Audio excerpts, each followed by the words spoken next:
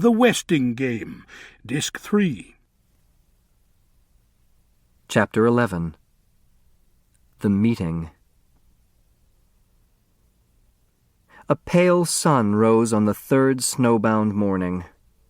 Lake Michigan lay calm, violet, now blue, but the tenants of Sunset Towers on waking turned to a different view. Lured by the Westinghouse, they stood at their side windows, scoffing at the danger, daring to dream. Should they or shouldn't they share their clues?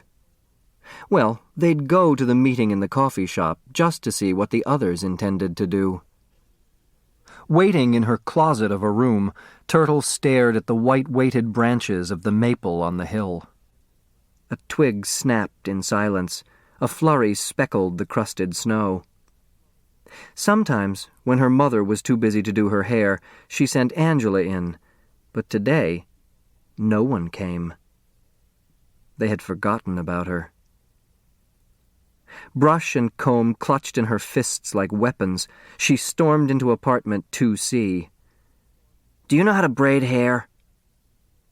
Flora Bomback's pudgy fingers, swift with a needle, were clumsy with a comb, but after several tangled attempts, she ended up with 3 equal strands. "My, what thick hair you have! I tried braiding my daughter's hair once, but it was too fine, soft and wispy like a baby's, even in her teens." That was the last thing Turtle wanted to hear. "Was she pretty, your daughter?" "All mothers think their children are beautiful. Rosalie was an exceptional child, they said, but she was the lovingest person that ever was." "My mother doesn't think I'm beautiful." "Of course she does." "My mother says I looked just like a turtle when I was a baby, sticking my head out of the blanket. I still look like a turtle, I guess, but I don't care. Where's your daughter now?" "Gone." Flora Bomback cleared the catch in her throat. "There, that braid should hold for the rest of the day. By the way, you've never told me your real name." "Alice," Turtle replied, swinging her head before the mirror. Not one single hair escaped its tight bind. Mrs. Bomback would make a good braider if only she'd stop yakking about her exceptional child. Rosalie. What a dumb name. "You'd better get to the meeting now. Remember, don't say a word to anyone about anything. Just listen." "All right, Alice. I promise." Theo wheeled his brother into the elevator and read the new message on the wall. $25 reward for the return of a gold railroad watch inscribed, "To Ezra Ford, in appreciation of 30 years' service to the Milwaukee Road. J.J. Ford, Apartment 4D. Ford, Chris said. "That's right, Judge Ford. Must be her father's watch, probably lost it. I don't think it could have been stolen by anyone at the party last night." Chris smiled. His brother had not understood him. Good. This might be an important discovery. Judge Ford's name was the same as her apartment number. Ford, 4D. Theo led the waiting tenants through the kitchen, where Mr. and Mrs. Theodorakis handed out cups of tea and coffee. "Sorry we've run out of cream and lemons. Please help yourself to some homemade pastries." Walking into the coffee shop was like entering a cave. A wall of snow pressed against the plate glass window, sealing the door that once opened to the parking lot. "I've got a car buried out there," Grace Wexler said, slipping into a booth opposite her partner. "Hope I find it before the snowplows do." "If they ever get here," Mr. Hu replied. "Good thing this meeting wasn't held in my restaurant. I'd go broke passing out free tea, if you call this tea." He held up a tea bag with contempt, then groaned on seeing his sweat-suited son jog in with a sweet roll between his teeth and vault over his hands onto a stool. "Where's your daughter, the turtle?" Grace Wexler looked around. I don't know. Maybe she's helping her father with his bookkeeping. Bookkeeping! Mr. Who let out a whoop. Grace had no idea what was so funny, but she joined him in loud laughter. Nothing stirred people's envy more than a private joke. Thinking she was being laughed at, Sidel Pulaski dropped her polka-dot crutch and spilled her coffee on Angela's tapestry bag before managing a solid perch on the counter's stool. Clink, clink. Theo tapped a spoon against a glass for attention. Thank you for coming.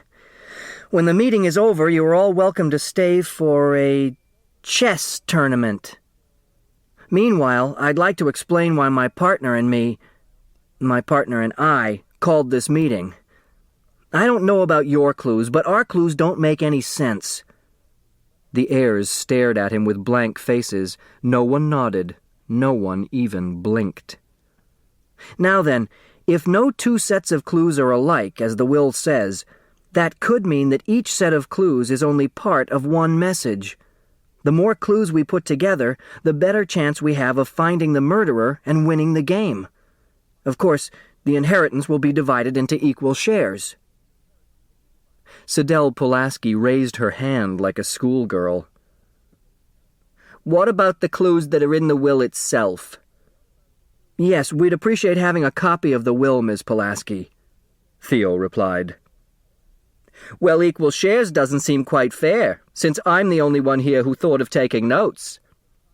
Sidel turned to the group, one penciled eyebrow arched high over her red-sequined spectacles. Her self-congratulatory pose was too much for Mr. Who. Grunting loudly, he squeezed out of the booth and slapped the shorthand pad on the counter. Thief! The secretary shrieked, nearly toppling off the stool as she grabbed her notebook. Thief! I did not steal your notebook, the indignant Who explained. I found it on a table in my restaurant this morning. You can believe me or not, I really don't care, because those notes you so selfishly dangled under our noses are completely worthless. My partner knows shorthand, and she says your shorthand is nothing but senseless scrawls, gibberish. Pure gibberish, Grace Wexler added. Those are standard shorthand symbols, all right, but they don't translate into words. Thief! Sidel cried, now accusing Mrs. Wexler. Thief! Larcenist! Felon! Don't, Sidel, Angela said softly, her eyes set on the D she was embroidering. You wouldn't understand, Angela. You don't know what it's like to be...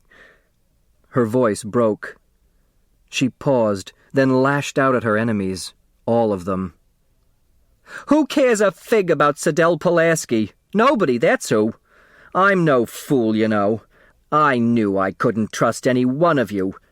You can't read my shorthand because I wrote in Polish. Polish? When the meeting was again called to order, Mr. Who suggested they offer Ms. Pulaski a slightly larger share of the inheritance in exchange for a transcript of the will, in English. However, I repeat, neither my partner nor I stole the notes, and if anyone here suspects us of murder, forget it. We both have airtight alibis. Doug choked on his sweet roll. If it got around to alibis, they'd find out where he was the night of the murder, on the Westinghouse lawn. Mr. Who went on. And to prove our innocence, my partner and I agree to share our clues. 1 minute, Mr. Who. Judge Ford stood. It was time for her to speak before matters got out of hand. Let me remind you, all of you, that a person is innocent until proven guilty. We are free to choose whether or not to share our clues without any implication of guilt. I suggest we postpone any decision until we have given the matter careful thought, and until the time all of the heirs can attend. However, since we are assembled, I have a question to ask of the group. Perhaps others do, too. They all did. Wary of giving away game plans, the heirs decided the questions would be written out, but no names were to be signed. Doug collected the scraps of paper and handed them to Theo. "Is anyone here a twin?" he read. No one answered. "What is Turtle's real name?" Doug Who was planning another nasty sign. "Tabitha Ruth," replied Mrs. Wexler with a bewildered look at Flora Bomback, who said, "Alice." "Well, which is it?" "Tabitha Ruth Wexler. I should know, I'm her mother." Doug changed his mind about the sign. He couldn't spell Tabitha Ruth. Theo unfolded the next question. "How many here have actually met Sam Westing?" Grace Wexler raised her hand, lowered it, raised it halfway, then lowered it again, torn between her claim as Sam Westing's relative and being accused of murder. Mr. Who, an honest man, held up his hand and kept it up. His was the only one. Judge Ford did not think it necessary to respond to her own question. Theo recognized the sprawling handwriting of the next question. "Who got kicked last week?" Chris did not receive an answer. The meeting was adjourned due to panic.